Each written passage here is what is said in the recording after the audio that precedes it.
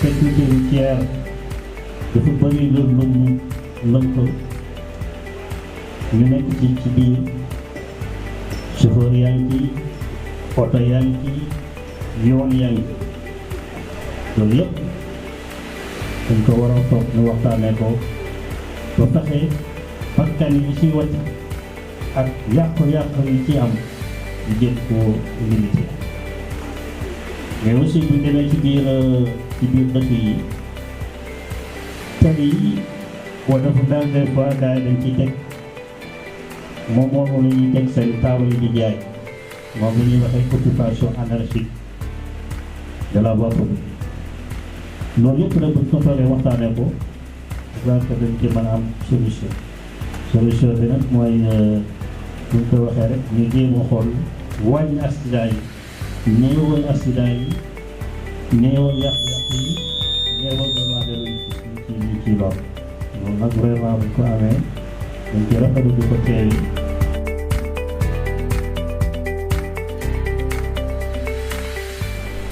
di ñaan nag vraiment li ñu jëlee ci waxtaan mu nekk li ñuy jëriñ ñu xam ne lii kat jëriñ bi mooy lan buñ toogaatee fii ba déwén ba fii ba ñaari at ñu ne kat waxtaanee nan waxtaanee keroog ca Thiès permettre nañu ñu wàññi accident yi kon nag mbooloo ñu fi teew ñëpp ñi ngi ñuy woo di leen xamal ne nag ñëpp ñëpp ak waxtaan nag moom kenn ku ne day wax xelam ñu waxee ko ak vraiment ak xol bu rafet nga xam ne lii moo ñu fi indi ñëpp defar moo ñu fi indi.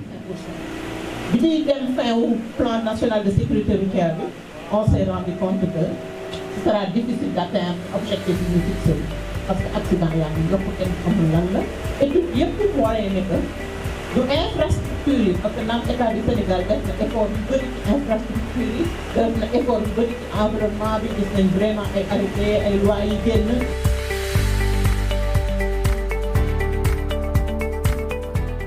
jéem a kii parc bi renouveler parc bi yenn saa yi vraiment du wolof bi mais dépassé parc bi donc vraiment renouveler parc bi jéem a limité waat à véhicule yooyu yëpp mais li ci wane que du infrastructure certes infrastructure am na ci impact certes environnement bi mais comportement humain li ñu naan jikko yi moo gën a impacté accident yi jikko man la kii la keneen ak keneen ci naan ni ñuy dawalee ci tali bi ni ñuy utiliser tali mais effectivement am na yeneen facteurs yoo xam ne téyewuñu ko jëluñu ko en compte mooy li nga xam ne on est culturellement lié que ñu mu neex ñu mu naqari ñu bu ñu ci tëjee suñu bët defal programme sécurité routière te tenir du compte ci facteurs yooyu on va passer à côté mooy je dis les deux.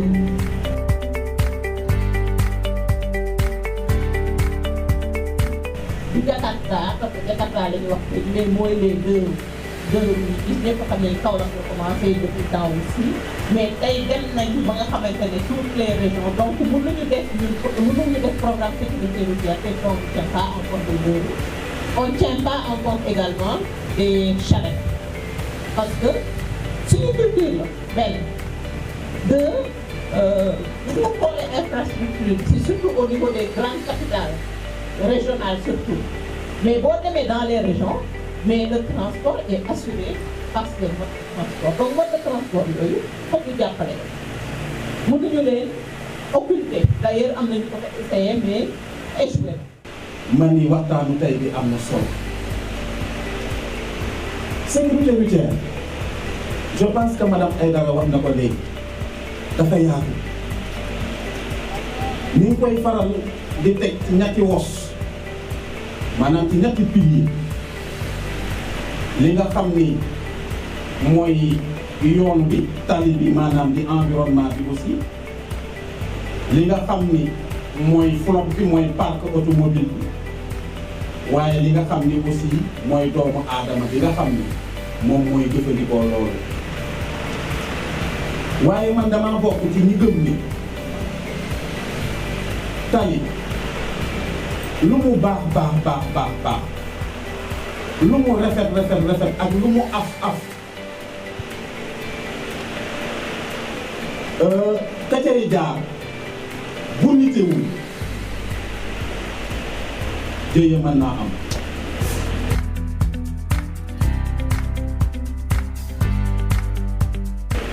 lu oto bees ak lu mu bari commodité ak lu mu wóor ka koy dawal bu desee nite loraange mën naa am. moo tax lii am gaa mën nañ ko jiñ tali bi gaa mën nañ ko jiñ oto yi ni dañoo màgget oto yi tali yi dañoo yàgg waaye man ki ma koy jiñ dëgg mooy nit. ndax nit la ñu tàggatal loolu yëpp pour moom donc moom moo war a nite te loolu damay rejoindre sama promotionnaire je viens de le découvrir c'est là le commandant on a fait la faculté des lettres et des sciences humaines.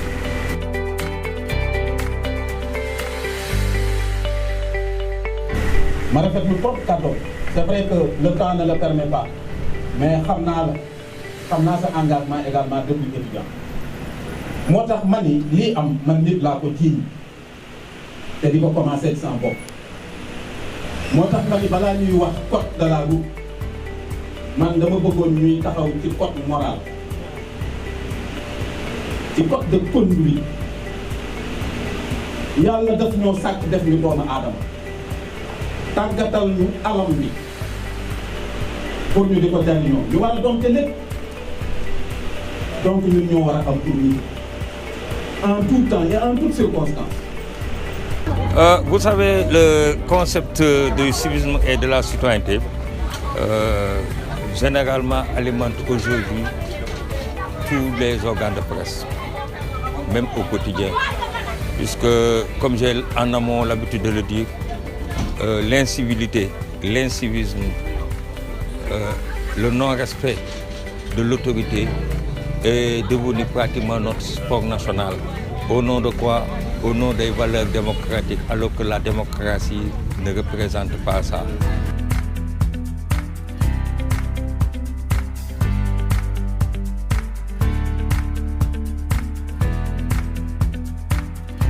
Aujourd'hui, on a des défis. Pourquoi?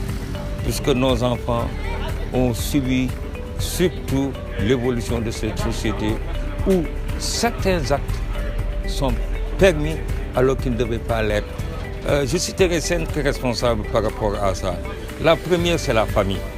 Puisque nos enfants ne sont plus éduqués, certains de nos enfants ne sont plus éduqués selon nos valeurs coutumières et nos valeurs religieuses.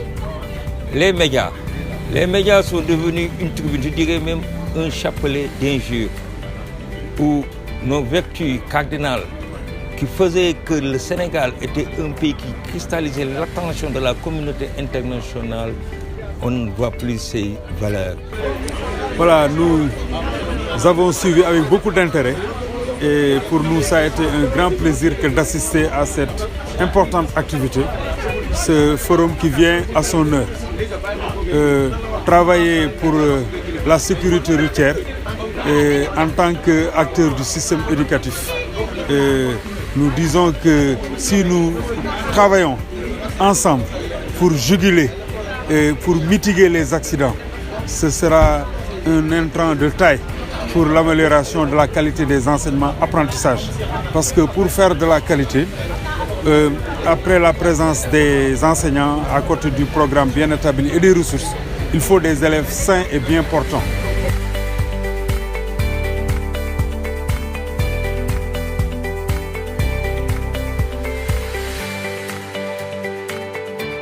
Les élèves, au quotidien, régulièrement doivent venir suivre les enseignements-apprentissages. Et donc, quand il y a moins d'accidents, moins de risques, les enfants seront bien présents et pourront suivre avec beaucoup de lucidité leurs cours, ce qui nous permettra d'atteindre les objectifs pour l'amélioration de la qualité des enseignements-apprentissages. Donc, nous saluons cette opportunité, nous magnifions cette opportunité et remercions et félicitons West Africa Partners et nous lui tendons les bras pour que ici au niveau de la ville de Thiès, en rapport avec les autorités administratives, mais en rapport avec les collectivités territoriales, nous puissions travailler pour véritablement protéger nos élèves sur les chemin qui mène vers l'école, mais également sur le chemin qui, au retour, les mène vers leur domicile. Merci. Voilà les supports de communication de l'ONG Nigini. Vous pouvez les découvrir. Voilà, merci monsieur l'inspecteur. Merci monsieur le préfet, merci monsieur le gouverneur. Merci madame la directrice exécutive, colonel Silla. Merci beaucoup. Merci monsieur Diallo, adjoint Nassel, commandant du corps urbain monsieur Nian, merci. Merci aussi à l'assistance au public, messieurs les délégués de quartier. Babacar Samba Diallo, merci beaucoup. Merci de votre présence. La photo de famille. Madame la directrice, beaucoup de gens ont appelé. Donc, nous voulons dire